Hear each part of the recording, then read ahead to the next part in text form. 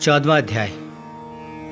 इस अध्याय में श्री भगवान अर्जुन को सत्व, रजस और तमस तीन गुणों के बारे में और इनके क्या क्या फल हैं उनके बारे में बताते हैं, और जो इन तीनों गुणों से भी ऊपर उठ जाता है उसकी विशेषताएं बताते हैं। अध्याय।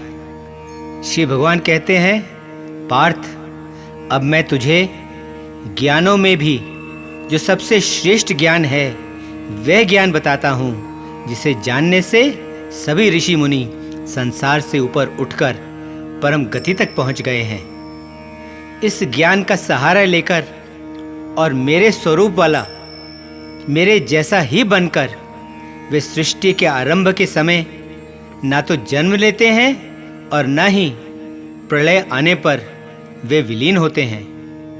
महान ब्रह्म अर्थात प्रकृति मेरा गर्भ है और इसी में मैं बीज डालता हूँ, जिससे ये सभी वस्तुएं और जीव उत्पन्न होते हैं। जहाँ कहीं भी, जिस किसी भी योनि में जो कोई भी रूप उत्पन्न होता है, महान ब्रह्म ही उन सब की मूल योनि है और मैं उसमें बीज डालने वाला उनका पिता हूं। सत्व, रजस और तमस अर्थात अच्छाई, आवेश और आलस्य, ये तीनों गुण प्रकृति से ही उत्पन्न हुए हैं और ये तीनों अनश्वर आत्मा को शरीर में बांधकर रखते हैं। इन तीनों में सत्गुण निर्मल और विकार रहित है। यह प्रकाश करने वाला है और पाप कर्म से मुक्ति दिलाने वाला है, लेकिन सद्गुण भी मनुष्य को सुख और ज्ञान, इन दोनों के अभिमान से बंधन में डालता है। रजोगुण कामना और आसक्ति अर्थात लगाव से उत्पन्न होता है। यह मनुष्य को कर्म और उस कर्म के फल की इच्छा और उसके साथ लगाव से बंधन में डाल देता है। तमस अज्ञान से उत्पन्न होता है और यह मनुष्य को मोह में डाले रखता है।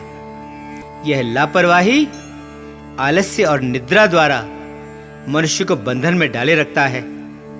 सत्गुण मनुष्य को सुख आनंद में, रजोगुण उसे कर्म में और तमोगुण उसके ज्ञान को ढककर मनुष्य को प्रमाद अर्थात लापरवाही में लगाता है। समय समय पर, युग युग में इन तीनों गुणों में से एक प्रधान हो जाता है और बाकी दोनों दब जाते हैं। सद्गुण प्रधान होता है रजोगुण और तमोगुण को दबाकर, रजोगुण प्रधान होता है सत्गुण और तमोगुण को दबाकर, और इसी प्रकार तमोगुण प्रधान होता है सत्गुण और रजोगुण को दबाकर।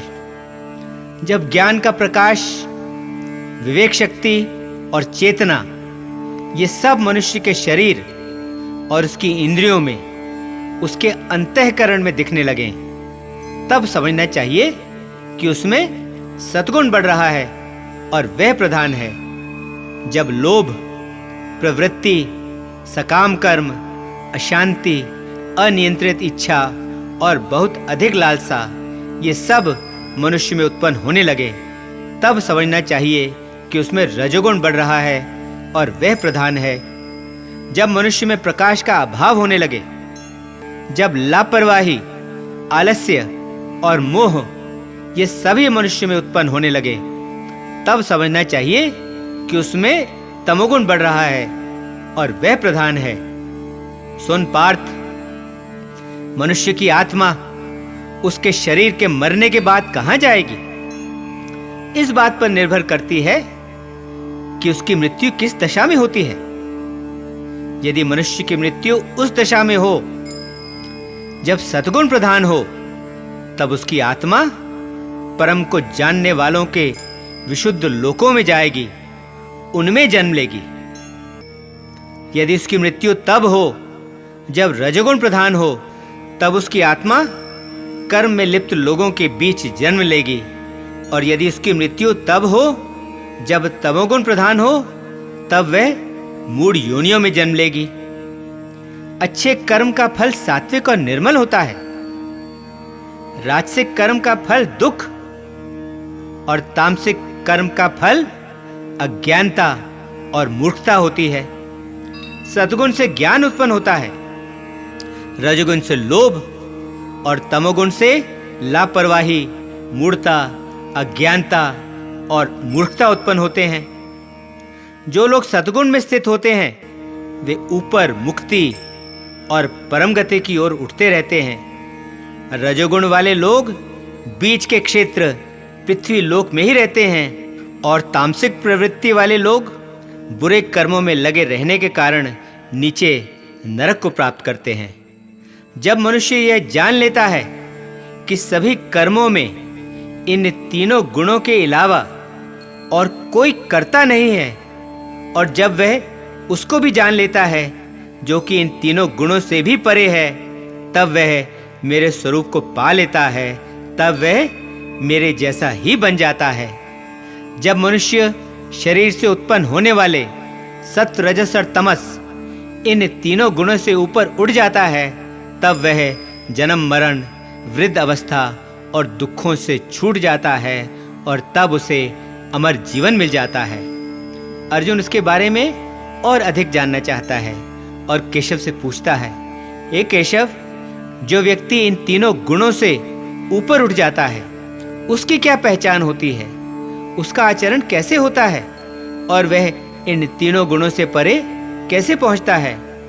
श्री भगवान अर्जुन को समझाते हैं, पार्थ, जो व्यक्ति अपने अंदर प्रकाश, लगाव तथा मोह मूढ़ता के उपस्थित होने पर, इन सब के मौजूद होने पर इन्हें बुरा नहीं मानता, इनसे घृणा नहीं करता, और जब वे लुप्त हो जाएं, जब वे ना हो, तब वे उनकी कामना भी नहीं करता। सदा संतुष्ट, सदा इच्छा मुक्त, वह गुणों की समस्त प्रतिक्रियाओं से, गुणों के खेल से बिना उनसे विचलित हुए उनमें समभाव से अनछुआ शांत बैठा रहता है। और जो यह समझ लेता है कि केवल गुण ही कर्म कर रहे हैं और यह समझते हुए उन गुणों और उनकी क्रियाओं से वह अविचल और शांत भाव से अलग रहता है, जो दुख सुख को समान समझता है, जो अपनी आत्मा में ही स्थित रहता है, उसमें ही टिका रहता है, जो मिट्टी, पत्थर, हीरे जवाहरात और सोना चांदी इन सब को समान समझता है, जो अच्छी या बुरी वस्तुओं, अच्छी या बुरी परिस्थितियों, इन सब में एक सा रहता है, जो धीर है, जो निंदा स्तुति मान अपमान को एक जैसा ही समझता है, जो मित्र तथा शत्रु के साथ एक जैसा व्यवहार करता है, और जिसने सभी कर्मों और उन कर्मों के सभी फलों को भी त्याग दिया है, ऐसा व्यक्ति श्रेष्ठ है और उसे गुणों से ऊपर उठा हुआ कहा जाता है। जो व्यक्ति बिना विचलित हुए भक्ति योग से मेरी सेवा करता है, वह तीनों गुणों से ऊपर उठकर परम ब्रह्म को प्राप्त कर लेता है। और क्योंकि मैं अमर अनश्वर ब्रह्म और शाश्वत धर्म तथा परम आनंद का निवास स्थान हूँ, जो पूरी भक्ति, पूरी श्रद्धा और पूरी निष्ठा से मेरी सेवा और उपासना करता है, वह तीनों गुणों से ऊपर उठ जाता है और मुझे प्राप्त कर लेता है। 14वां अध्याय समाप्त। ओम शांति शांति शांति। ओम।